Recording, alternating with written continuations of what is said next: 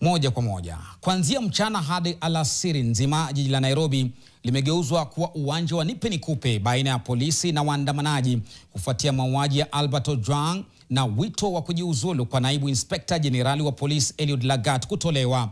Wafanyabiashara walilazimika kufunga maduka yao mara moja, na wafanyabiashara wachache tu ambao walikuwa na ujasiri wa kuendelea na biashara zao, hasa wahudumu wa matatu na bodaboda, wauzaji wa barakoa pamoja na maji, lakini nao walipatikana na purukushani polisi walipowakabili wahuni ambao walikuwa haribifu pamoja na waandamanaji wa amani. Anaarifu mwanahabari wetu Laban Shaban aliyekuwa nao siku nzima. Huku waandamanaji wakikabiliana na polisi katika barabara mbalimbali za jiji la Nairobi siku nzima Alhamisi, uharibifu ulikuwa bayana. Magari haya mawili yaliteketezwa na kugeuza siku ya wamiliki waliojasiria kusaka tonge jijini kuwa ya hasara na mafadhaiko. Lakini picha zimesambaa mitandaoni kuonyesha hali kabla ya magari haya hayajateketezwa.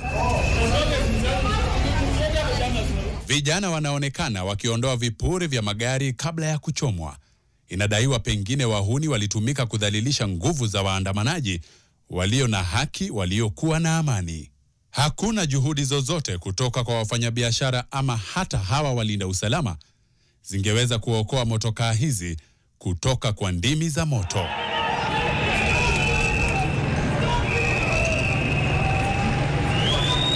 Kwa ujasiri, waandamanaji walirusha mawe upande wa polisi, nao polisi wakijibu na vitoza machozi. Waliziba barabara kwa mawe na mabati na kuwatwika polisi kazi ya kuzibua barabara.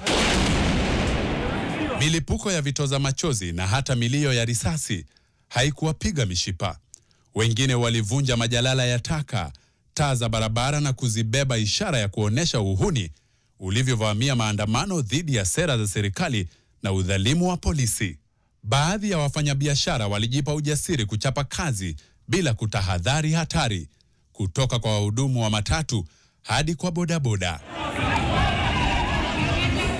Biashara nyingi zilifunga malango yao kuhiari kupata hasara ya leo na pengine kuomba kesho itakuwa sawa na kazi itaendelea. Laban Shaban, NTV. Asante sana Laban.